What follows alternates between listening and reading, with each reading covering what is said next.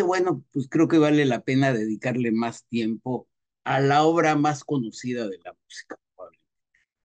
Y entonces bueno, tuve la oportunidad de ver el documental, digamos, más serio que se ha hecho sobre esto, que les platicaba yo, que es el de la BBC de Londres, sobre todo el contexto personal, histórico, inclusive político de la Quinta Sinfonía de Beethoven, que tiene de todo eso. Y obviamente mucho pues de las características de Beethoven. Acuérdense que eh, muchas veces la obra de arte es el sentido que da no es el que conscientemente está buscando el artista. Eso se da, digamos, eh, desde Freud, es prácticamente demostrable desde un punto de vista científico. No solo nos tenemos el consciente, sino el subconsciente. Entonces, es principios del siglo XX, o ni tan principios, pero es como un golpe, digamos, hasta a la soberbia que puede tener el razonamiento lógico. Eh, entonces, eh, aprendí mucho con el documental. El director de orquesta del documental, me imagino que es la Orquesta Sinfónica de la BBC. O sea, en una época las estaciones, las grandes estaciones de radio, tenían sus propias orquestas, la NBC, por ejemplo, en Nueva York, o la RCA, que era la disquera.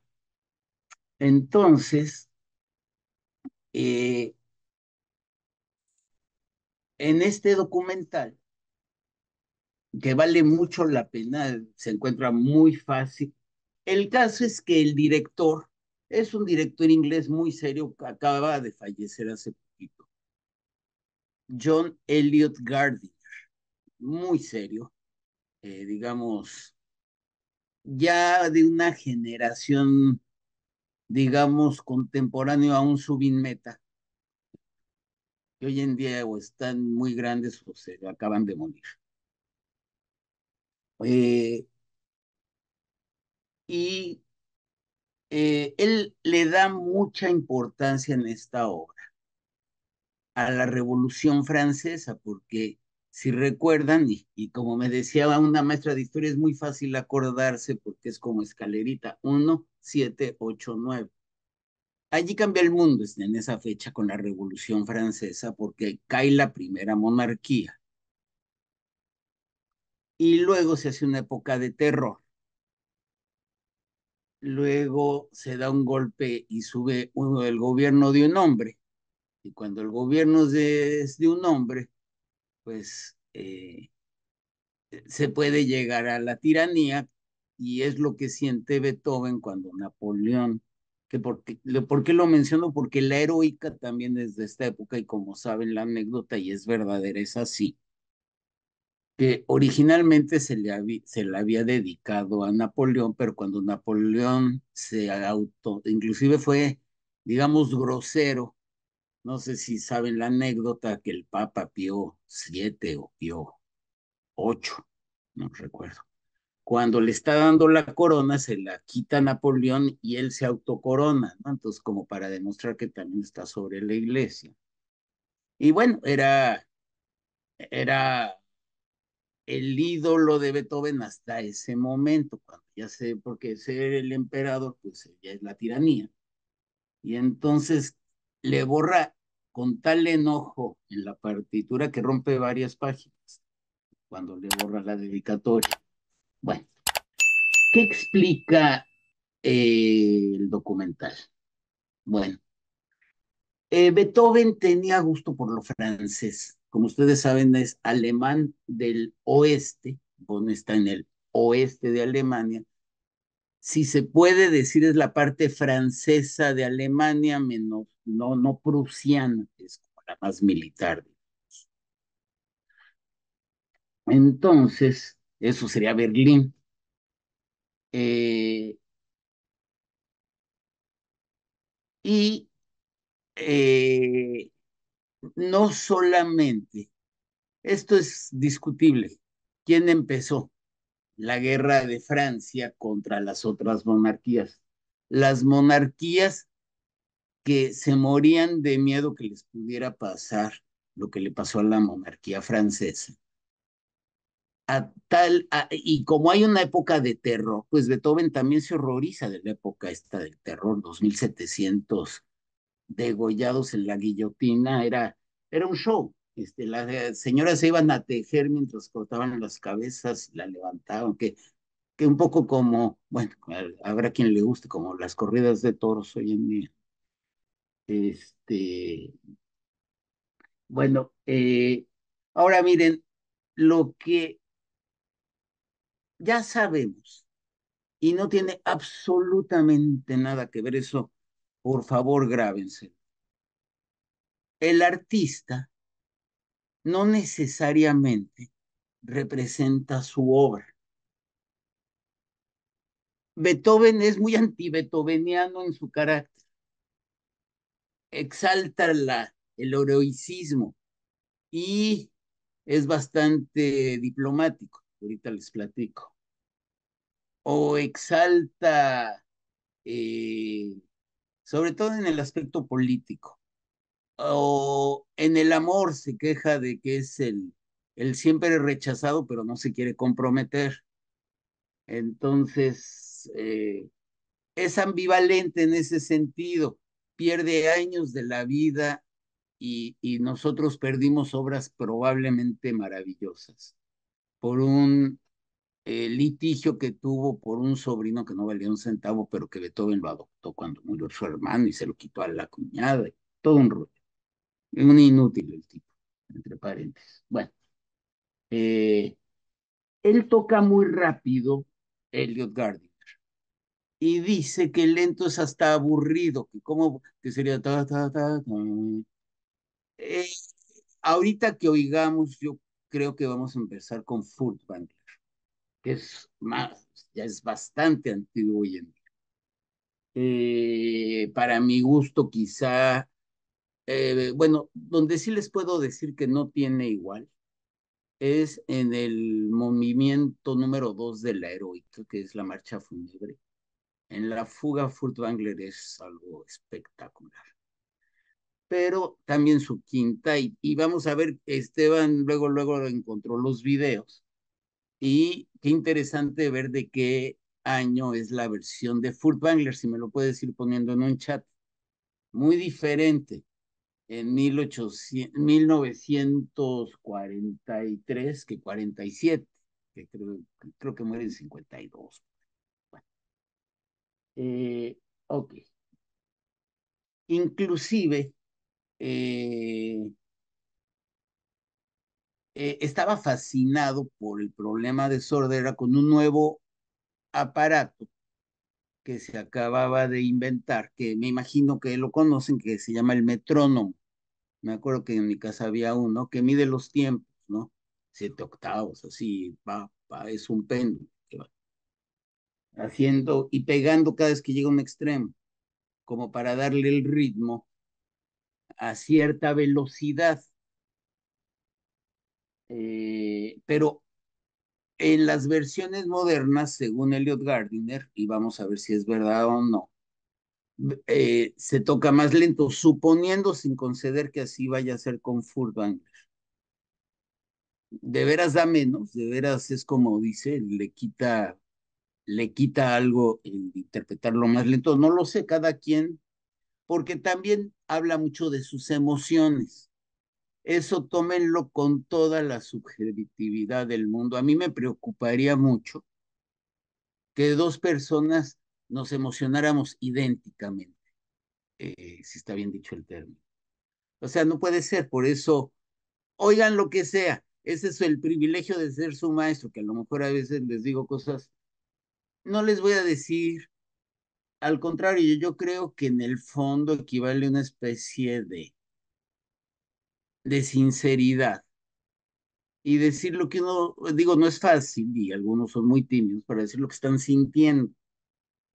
Entonces, eso siempre de mí o de quien venga, tómenlo con total subjetividad. Yo creo que entre mejor es la música, menos se puede expresar con palabras. Así lo creo. En eso estoy de acuerdo con un músico catalán que leí su libro y sí creo que así debe ser. Bueno, ok. Fíjense en el primer movimiento, en el 1, 2, 1, 2, que dan fagot y clarinete. Eh, Aquí cuando la compone o en este periodo, digamos, es un periodo que abarca de 1802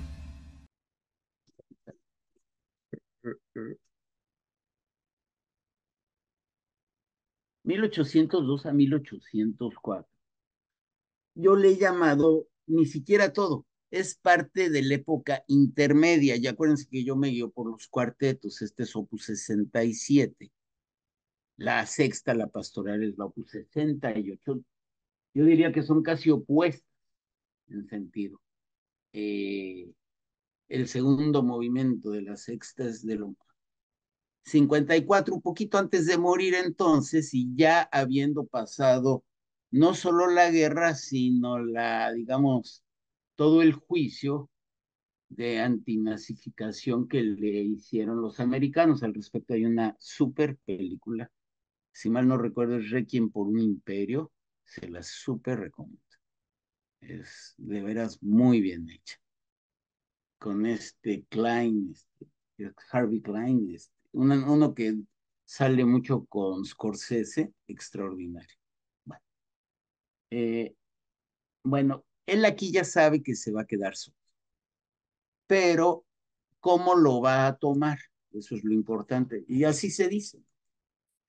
El chiste no es cómo viene la vida, sino cómo la toma uno. Bueno, él inclusive le fascinaron tanto las ideas de igualdad, libertad y fraternidad, y sobre todo la Declaración de Derechos Humanos que nace con las grandes ideas de las grandes primeras ideas de la Revolución Francesa, que se deformó en una carnicería y después en una tiranía con guerras.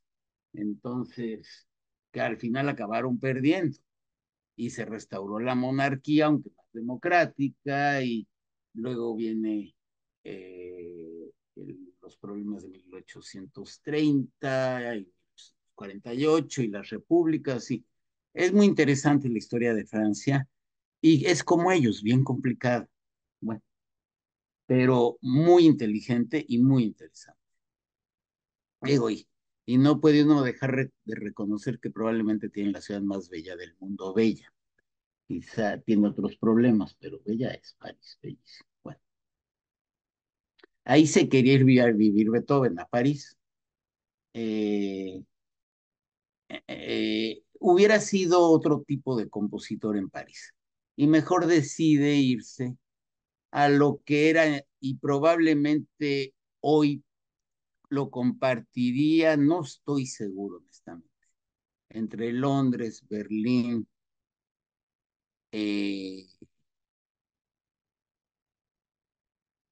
¿qué otra ciudad? París, pues París no lo puedo olvidar. San Petersburgo y Moscú, y probablemente Pekín, Shanghái y Tokio. Pues yo creo que son las grandísimas orquestas, deben de ser, eh, porque pues va muy de acuerdo como los grandes equipos de fútbol del dinero también. Digo, los grandes artistas, un músico de la Filarmónica de Berlín es clase media alta en Alemania, imagínense. O sea, y todas están subvencionadas. En México ni se diga. Bueno, eh, bueno. Miren, este dato yo no lo sabía. María Antonieta, cuando se va a casar con Luis XVI, María Antonieta, como saben, es hija de eh, María Teresa, una la típica absolutista, ellos eran, ¿cómo les llamaban? Que era todo con el pueblo, pero sin consultar con la voluntad del pueblo. A lo mejor no están tan equivocados, oye. Bueno, eh, tiene su nombre, ahorita recuerdo cómo se llama. Pero eh, son absolutistas, pero que gobiernan bien. Así era María Teresa, es de las grandes representantes de ese estilo de gobernar, una mujer muy fuerte, muy dura. Y en cambio, su heredero al trono es lo contrario, es José II.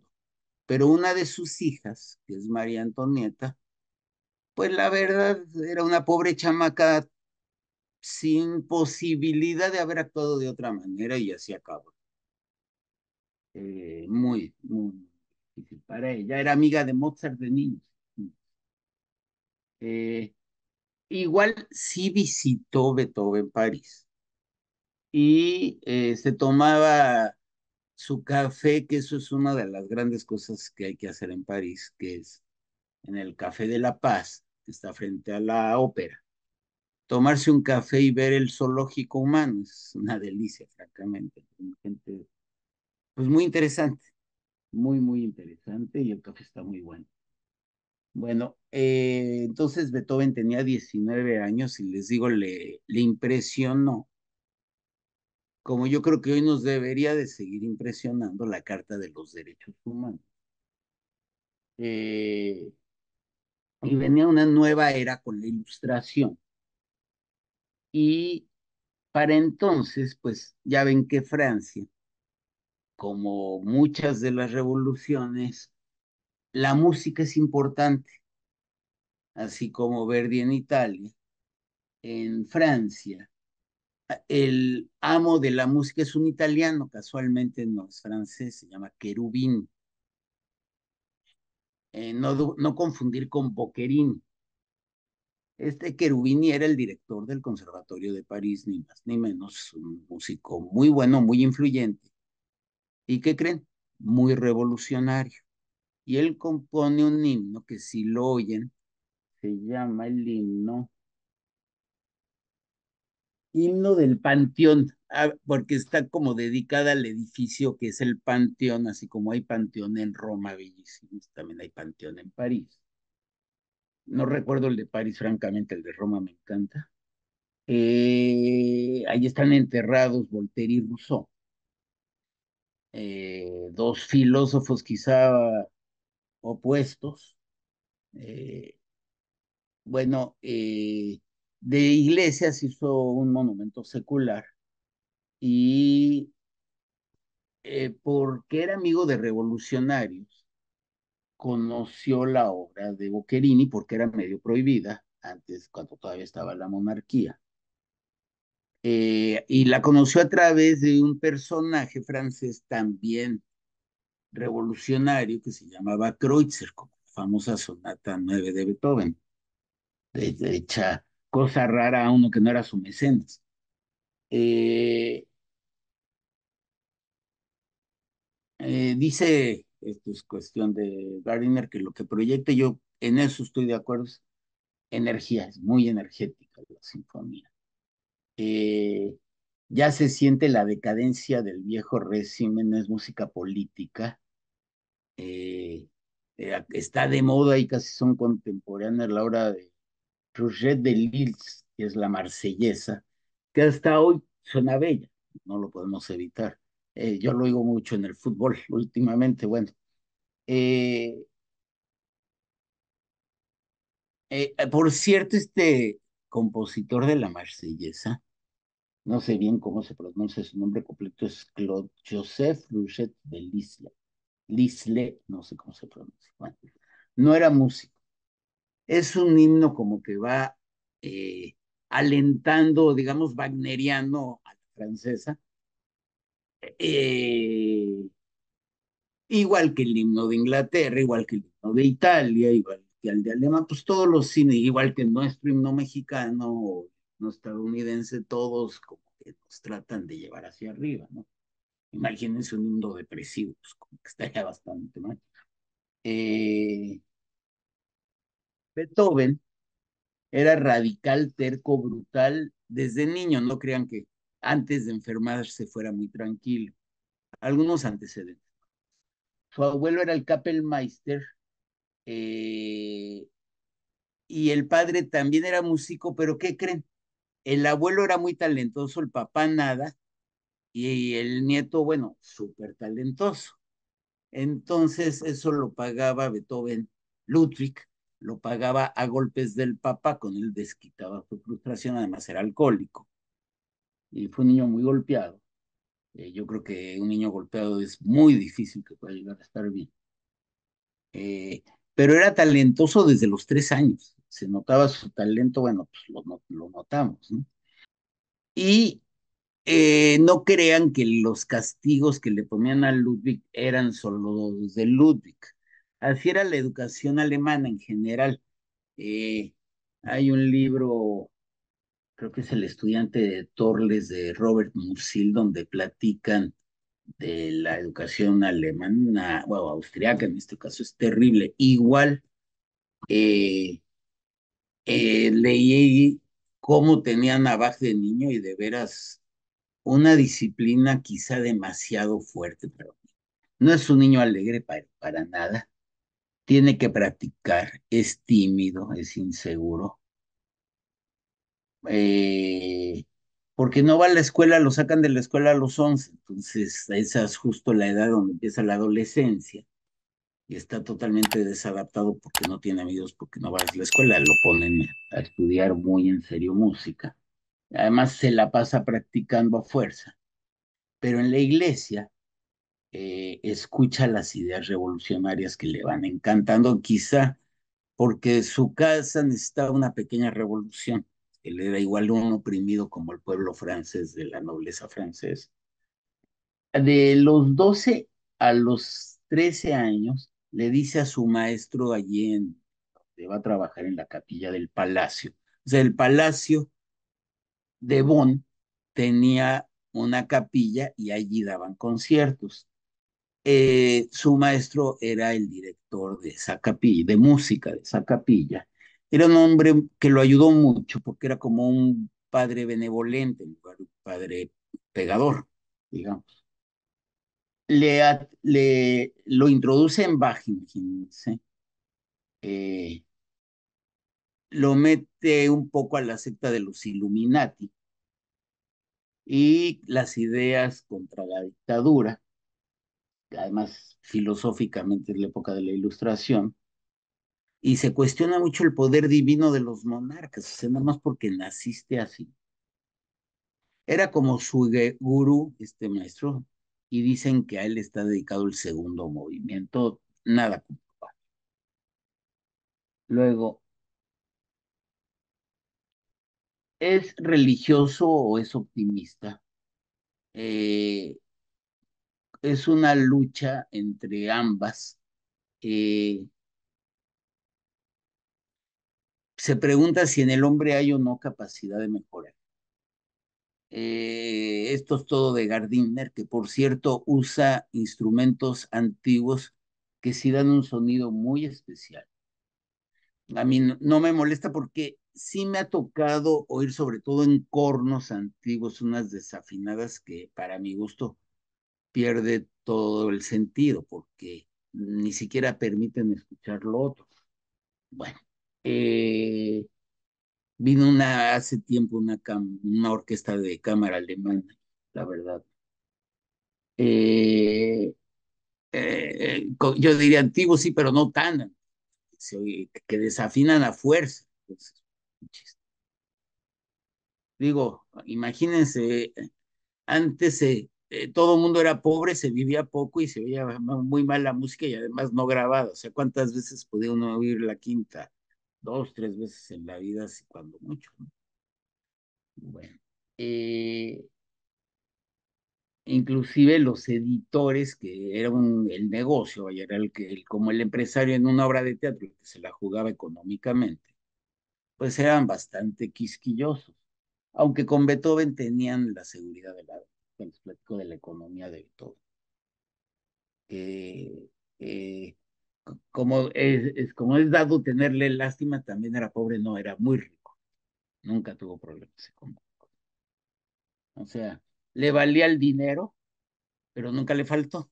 Entonces, pues yo creo que en ese aspecto quizás es de los más sanos de su personalidad, porque confiaba en su trabajo. Pues vaya que sí. O sea, si algo no tuvo Beethoven, a diferencia de un Bruckner, por ejemplo, fue inseguridad. Él sabía lo que valía como músico, y lo sabía desde niño, eso sí. Y se oye además. Él no habla, él predica, y que además enojado y con muchísima fuerza, ¿no? Eso es lo que lo hace tan importante. Bueno, eh, las trompetas, el violín bellísimo, aunque eh, es más difícil de controlar, hay algo de fragilidad y posibilidad de error, hay como que empujarlos, dice Gardner. Por cierto, Beethoven, igual que con los cantantes, le vale gorro. Es más, dicen que los cantantes les caían gordos y que por eso en la novena entran hasta el mero final, hasta la segunda parte del cuarto movimiento, y tenían que estar parados los otros tres. Bueno, entonces los fuerza a cuestiones que técnicamente son casi imposibles. Por cierto, hizo una sola ópera que es de esta época, pongámosle heroica, que es Fidelio, como saben, basada en la Bastilla francesa. Eh, eh, no tiene mucho éxito con las muchachas en Francia porque pues habla con acento, eh, es torpe, es tímido, eh, eh, y eso es cuando empieza a ir a la universidad de Bonn, en donde sus amigos después de la universidad se lo van llevando a las tabernas, a lo que le llamamos el ligue, y no tiene nada de éxito allí, lo cual le afectaba sumamente, digamos. Inclusive allí tuvo su primer amor y lo rechazó. Eh, pero también hablaban de filosofía, de literatura y sobre todo de música. Eh, Y para eso viene el movimiento que es, siempre les he dicho que Beethoven, igual que Schubert, es el puente entre el clásico y el romántico. Empieza el romanticismo, básicamente en filosofía con Herder, y digamos que el lema del romanticismo es tormenta y esfuerzo. Las dos le fascinan a Beethoven.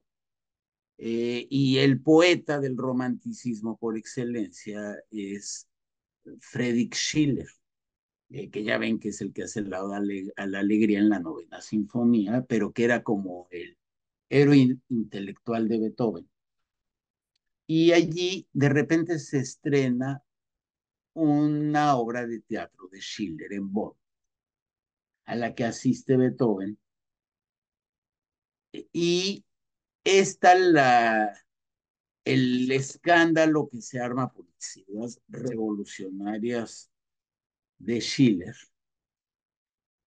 que acabó eso casi casi en una batalla campal.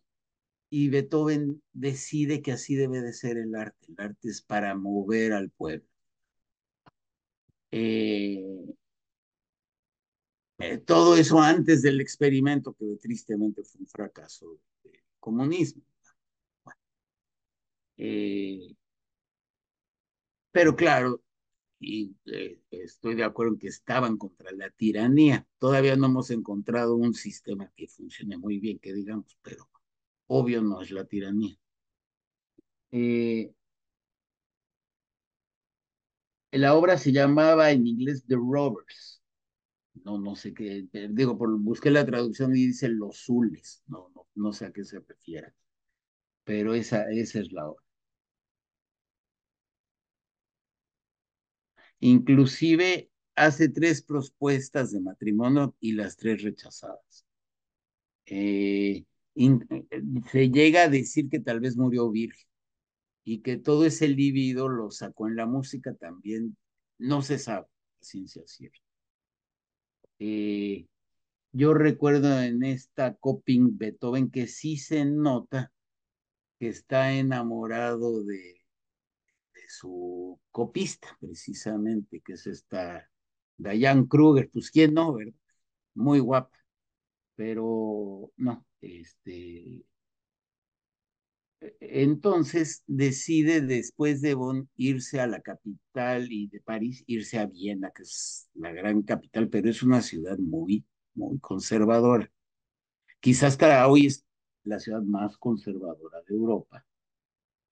Eh, Mientras en Francia está la revolución y luego la guerra, que incluye obviamente a Austria-Hungría. Entonces, así. Eh, y él está un poco más del lado francés, pero pues vive en Austria-Hungría. Eh, Ve la carnicería que se convierte en la revolución.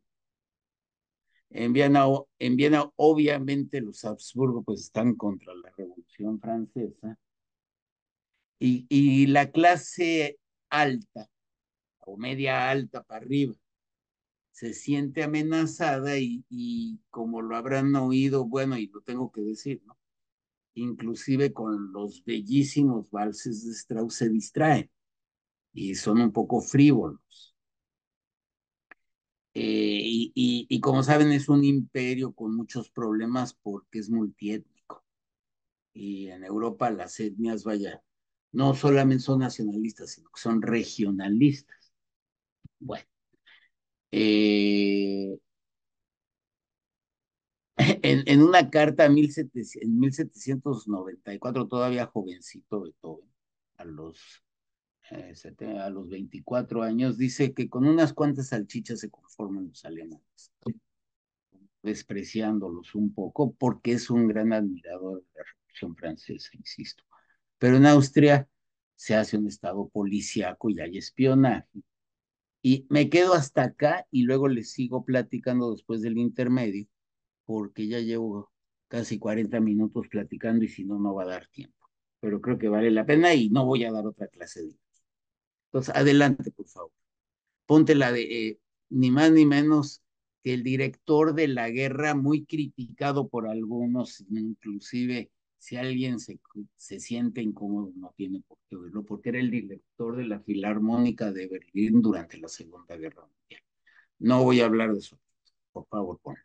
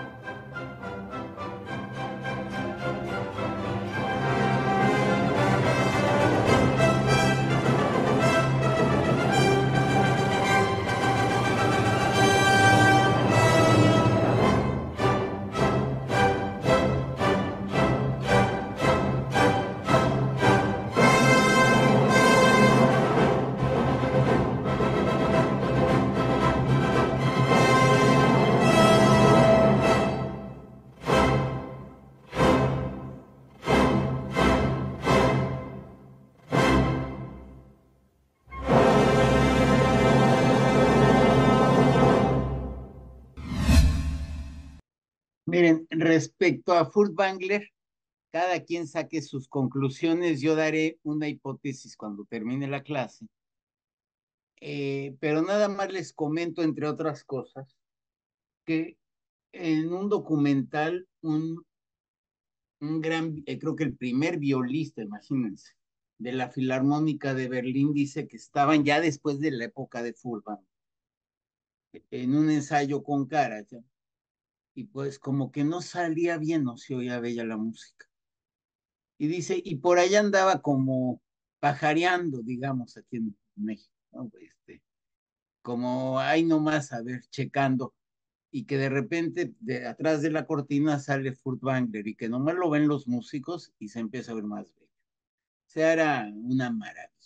Bueno, o sea, de los cinco grandes de esa generación, obviamente tomen en cuenta varias cosas. Una, ¿por qué se sigue tocando y grabando? Dos, esta es interrogación. ¿Nuestro oído orgánicamente será igual al de hace 50 años o 100 años? O estos más o menos 70, 80 años. ¿Oímos igual con, digamos, con los decibeles que se le agregaron a la ciudad con los aviones? ¿Ustedes creen que eso afecta o no la manera de escuchar? Luego, la evolución de los instrumentos, que cada vez va mejorando más, etcétera, etcétera. Entonces hay una serie de factores y a ver si corroboro y entonces les platico la hipótesis que quiero dar. Mientras hacemos un pequeñísimo intermedio, porque les quiero seguir platicando un poquito del documental de la BBC, trataré de ser breve.